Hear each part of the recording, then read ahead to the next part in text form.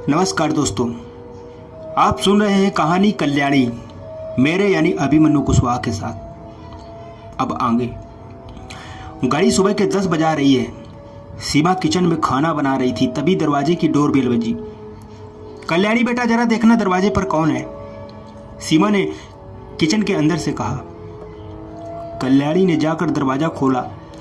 सामने शालिनी खड़ी थी। कल्याणी शालिनी को लेकर अंदर आई। हेलो आंटी, कैसे हो? शालिनी ने सीमा से कहा। मैं ठीक हूं बेटा, बैठो, सीमा ने मुस्कुराते हुए कहा। शालिनी सोफे पर आकर बैठी और कल्याणी से बातें करने लगी। सीमा दोनों के लिए चाय लेकर आई। शालिनी ने चाय की ट्रे सीमा के हाथ से लेकर टेबल पर रख दी और कहा, अरे आंटी आइए, बैठिए ना।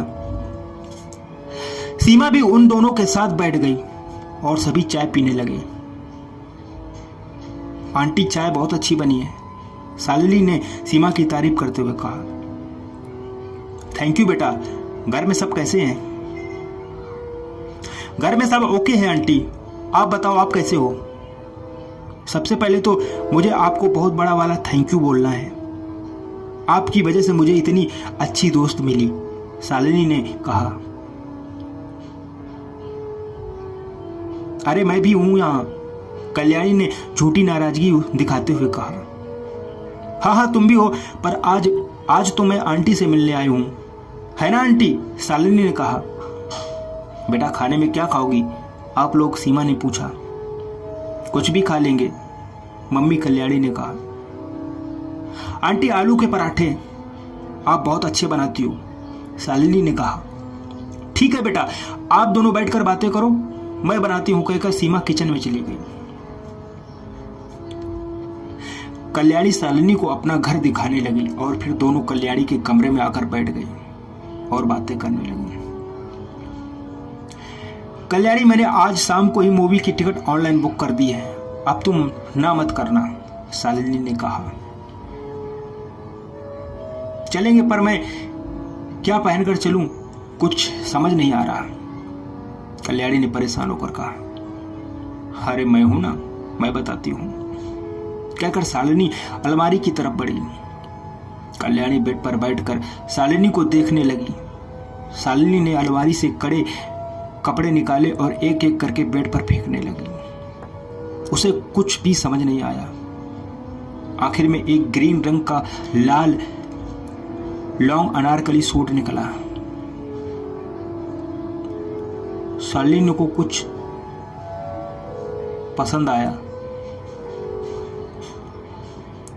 उसने वह सूट निकालकर साइड में रखा और साथ में लाल रंग का दुपट्टा भी निकाल के रखा।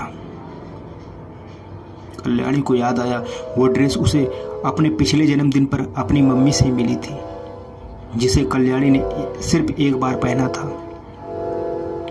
बेटा खाना तैयार है, सीमा ने कमरे में आते हुए कहा।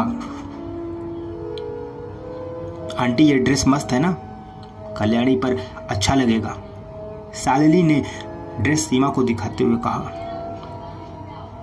बहुत अच्छा है, तुम्हारी चॉइस बहुत अच्छी है, सीमा ने कहा।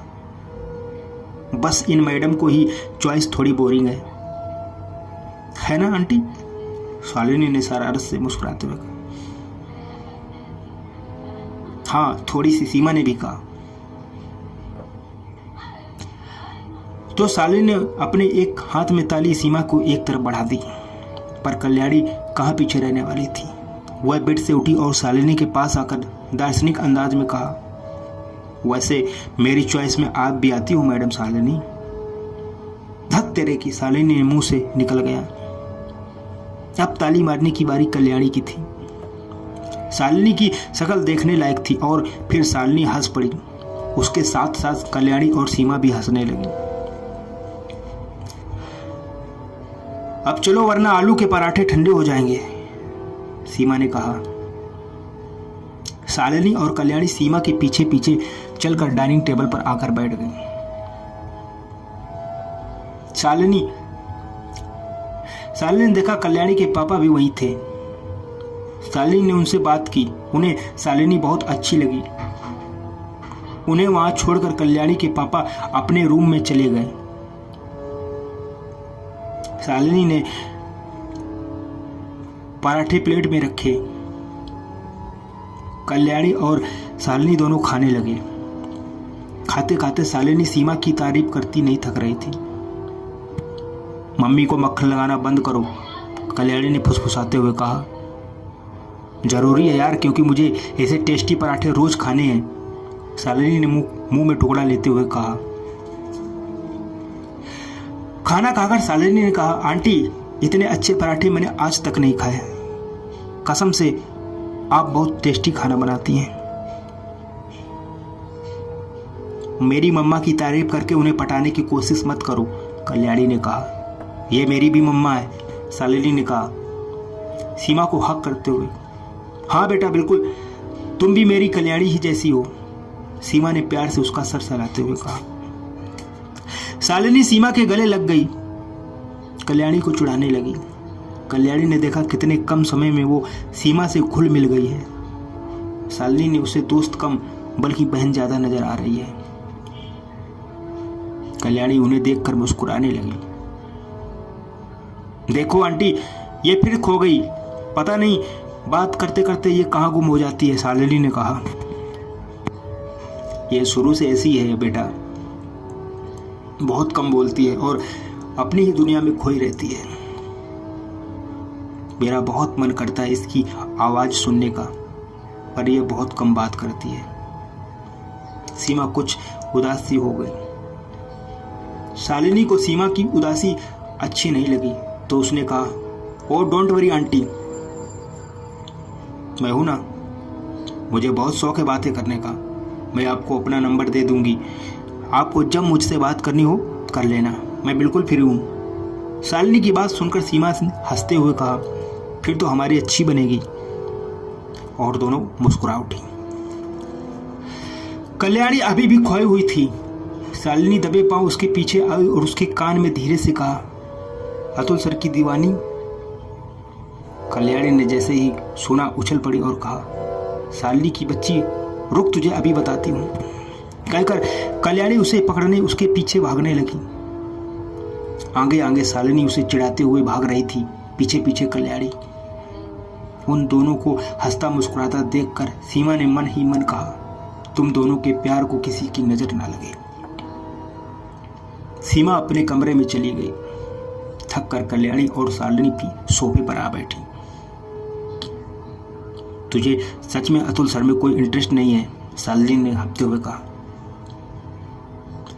शालिनी देख, अब तू पिटने वाली है मुझसे, कल्याणी ने आंखें दिखाते हुए कहा। हाँ या ना, शालिनी ने कहा। तू पागल हो गई हो, कल्याणी ने कहा और पास पड़ा पानी का गिलास उठाकर पानी पीने लगी। अच्छा तो फिर कल उन्हें देखकर गाना क्यों गा रही थी?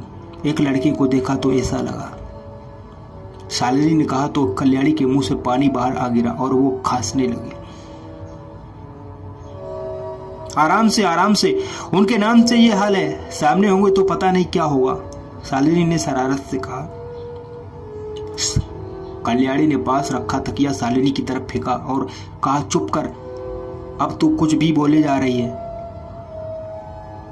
कल्याणी की हालत देखकर शालिनी जोर जोर से हंसने लगी और मन ही मन सोचने लगी, कितना भी छुपा लो, एक ना एक दिन मुझे पता लग ही जाना है।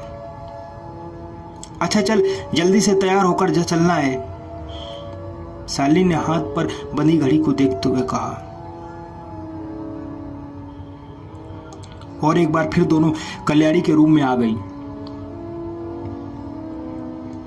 शालिनी अपने फोन के मैसेज चेक करने लगी और कल्याणी कपड़े चेंज करके बाथरूम की तरफ बढ़ गई। कुछ देर बाद कल्याणी सूट पहने बाहर आई। शालिनी को नजर उस पर पड़ी तो कहने लगी, यार क्या मस्त फिगर है तेरा, कितनी प्रीटी लग रही है इस ड्रेस में, मैं लड़का होती ना तो अभी की अभी तुझे किस कर लेती। शालिनी, मैं ठीक तो लग रही हूं ना? कल्याणी ने पूछा। ठीक? अरे बहुत प्यारी लग रही हो, ये सूट तुम पर बहुत अच्छा लग रहा है। कल्याणी अपनी बाती तारीफ सुनकर मुस्कुरा दी। कल्याणी ने बालों में क्लेचर लगा डाला और दुपट्टा लगाकर शालिनी के साथ रूम से बाहर आ गए। सीमा को बोलकर दोनों मॉल जाने के लिए घर से बाहर आ गईं। शालिनी ने अपनी स्कूटी स्टार्ट की और कल्याणी से कहा, आज तुझे अपनी धन्नों पर सैर करवाती हूँ। कल्याणी मुस्कुराती हुई शालिनी के पीछे आ बैठी और अगले ही पल स्कूटी हवा से बातें करने लगी। दोनों शहर में बने मॉल में पहुंची। शालिनी ने स्कूटी पार्किंग में लगाई और फिर कल्याणी के साथ अंदर चली गई। फिल्म स्टार्ट होने में अभी 2 घंटा बाकी था।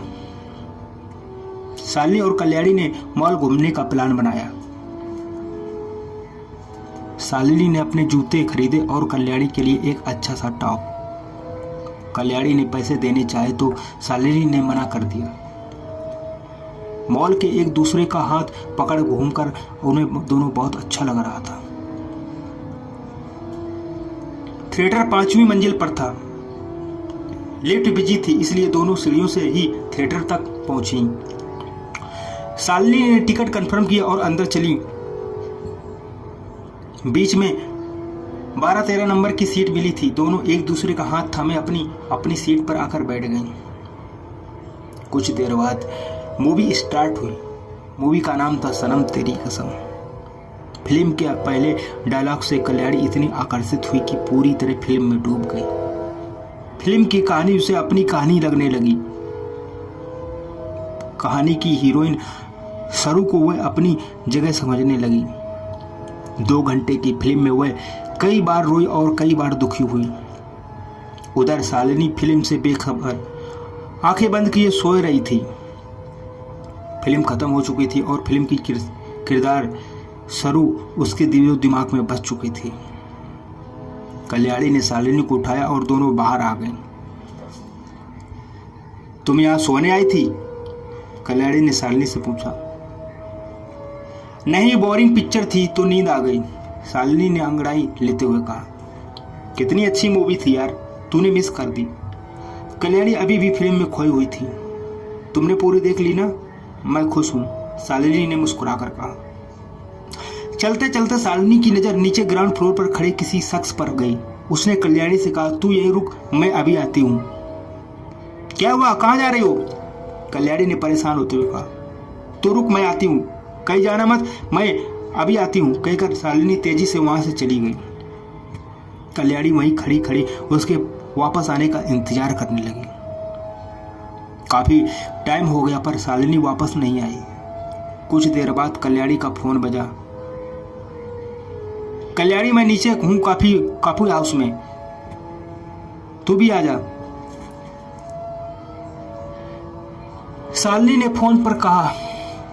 ठीक है, कहकर कल्याणी ने फोन काट दिया। वह सामने लिफ्ट की तरफ बढ़ी और बटन दबाया। जैसे ही लिफ्ट खुली उसके आश्चर्य का ठिकाना नहीं था। अंदर नीरज खड़ा था। कल्याणी को वहां देखकर नीरज चौंक गया, लेकिन अपने अंदर का हाल चेहरे पर नहीं आने दिया और शांत भाव से खड़ा रहा। कल्याणी अंदर आई और एक कोने में खड़ी हो गई। नीरज चाहता नहीं था पर उसकी नजर बार बार कल्याणी पर जा रही थी। आधे खुले कमर तक लहराते बाल, हरे रंग का सूट जिसमें वो रोजाना से भी ज्यादा प्यारी लग रही थी।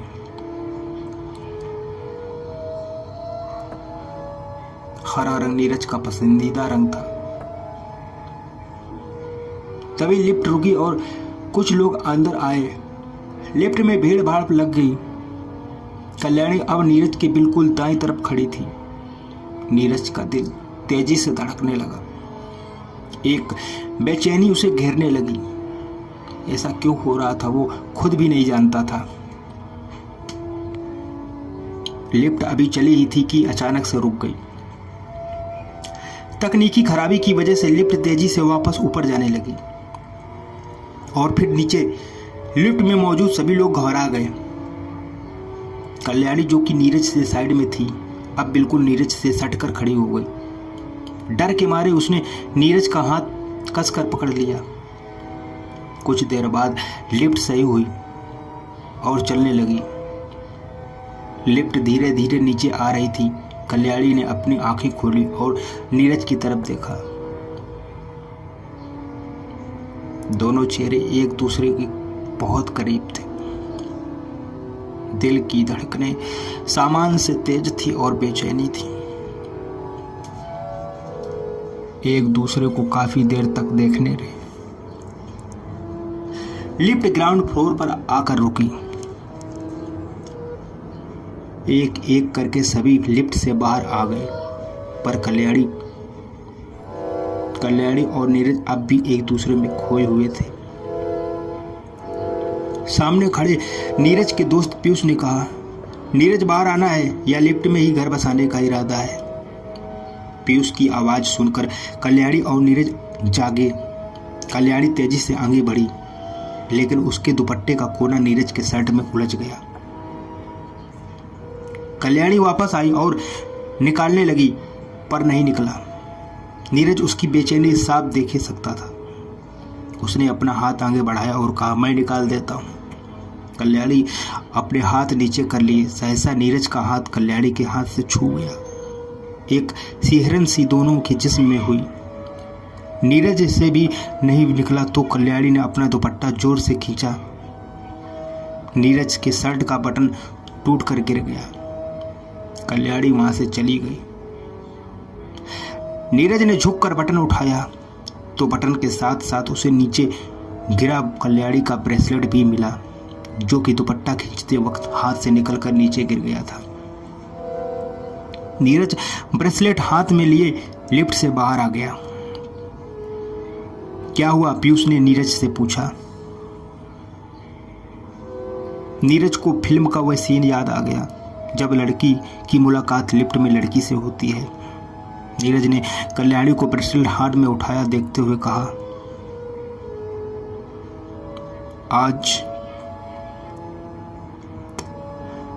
आज उससे मिलकर लगा जैसे लाइफ की बेस्ट चॉइस मिल गई।